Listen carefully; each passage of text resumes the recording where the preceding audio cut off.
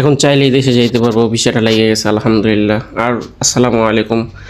সকালবেলা কাজে চলে গেলাম, আর আজকে ভাই মনটা খুবই তাড়াতাড়ি কাজ কাম করতে হইব, আর মন দিলে এমনি ভালো লাগতেছে না, শরীরটা তো এমনি ভালো না জানেনি।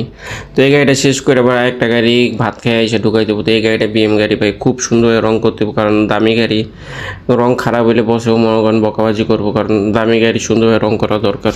আর আলহামদুলিল্লাহ গাড়িটা খুব সুন্দর রং হয়েছে এই জায়গা অনুযায়ী। আর বাসায় এসে ভাত খেতে ভাত গেছে নষ্ট হয়ে। আর এইদিকে দেখি আমার একটা মেসেজ এলো যে তোর বিশালায় গিয়েছে, তুই পাসপোর্ট নিয়ে যাইস, তুই যখন মঞ্চে দেশে যেতে পারবি। তো মনে মনে অনেক খুশি ভাই। যাই হোক, তারপরে দোকানে চলে গেলাম, দোকানে যেয়ে প্যাংটা কাটিং করলাম, আর এদিকে গাড়িটা সামনে দিয়ে আরেকটা গাড়ি ঢুকাই দিলাম। এটা আর এই যে যে বাডলিটা দেখতেছেন দুনিয়ারই তোর। যাই হোক, ওগুলো টেপ টেপ লাগায় গাড়িটা রেডি করে তাড়াতাড়ি রং করে যাম, কারণ দুইটা গাড়ি রং করা ভাই বহুত টাফ ব্যাপার। আর এদিকে মনটা একটু খারাপ, কারণ যে দোস্তটা ছিল সে তো চলে গেছে ভাই। আর রুমটা আসলেই ফাঁকা ফাঁকা লাগে, একা একা ভালো লাগে না, কারণ ওই